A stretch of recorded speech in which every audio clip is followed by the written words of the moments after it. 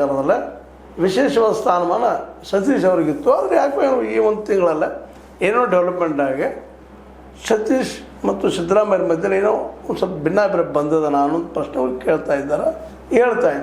ಅದು ಎಷ್ಟು ಸರಿ ಎಷ್ಟು ತಪ್ಪು ಗೊತ್ತಿಲ್ಲ.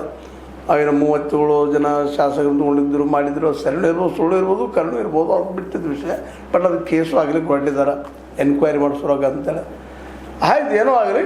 ಆದರೆ ಮೊದಲಿನೊಂದು ಆತ್ಮೀಯತೆ ಇತ್ತಲ್ಲ ನಮ್ಮ ಸಿದ್ದರಾಮಯ್ಯರಿಗೆ ಮತ್ತು ಸತೀಶ್ ಅವರಿಗೆ ಯಾಕೋ ಏನೋ ಕಡಿಮೆ ಆಗಿದೆ. ಹೀಗಾಗಿ ಮಿನಿಸ್ಟರ್ಶಿಪ್ ಆರ್ ಅಧ್ಯಕ್ಷಗಿರಿ ಎರಡರ ಒಂದು ಸಿಗ್ಬೋದು ಅಂತ ರಾಜಕೀಯ ತಜ್ಞರ ಅಭಿಪ್ರಾಯ.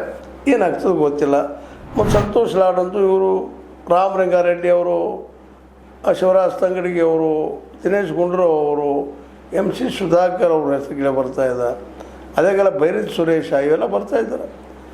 ಇನ್ನು ಇವ್ರ ಜೊತೆಗೆ ಯಂಗ್ ಆ್ಯಂಡ್ ಎನರ್ಜೆಟಿಕ್ ಹುಡುಗರಿಗೆ ಕೊಡಬೇಕಪ್ಪ.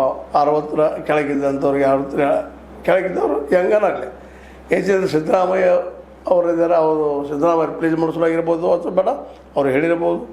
ಮುಂದೆ ಸಲೀಮ್ ಅಹಮ್ಮದ್ ಅಂತೇಳಿ, TB Jayachandra, UT ಖಾದರ, Lakshmana Savadi, NA ಹ್ಯಾರಿಸ, Magadi Balakrishna, Shadakshari, ಗುಬ್ಬಿ ಶ್ರೀನಿವಾಸ, ರಾಘವೇಂದ್ರ ಹೆಟ್ನಾಳ, ಅದೇ ಕಾಲಕ್ಕೆ ಅಶೋಕ್ ಪಟ್ಟಣ, ತನ್ವೀರ್ ಸೇಠ, PM ನರೇಂದ್ರ ಮೋದಿ, ರೂಪಾ ಶಶಿಧರ, ಬೇಳೂರು ಗೋಪಾಲಕೃಷ್ಣ, ಹೀಗೆ ಹೊಸ ಮುಖಗಳಿಗೆ ಅವಕಾಶ ಕೊಡುವಂಥ ಸಾಧ್ಯತೆಗಳಿದೆ. ಒಟ್ಟು ಚರ್ಚೆ ನಡೀತಾ ಇದ್ದವು.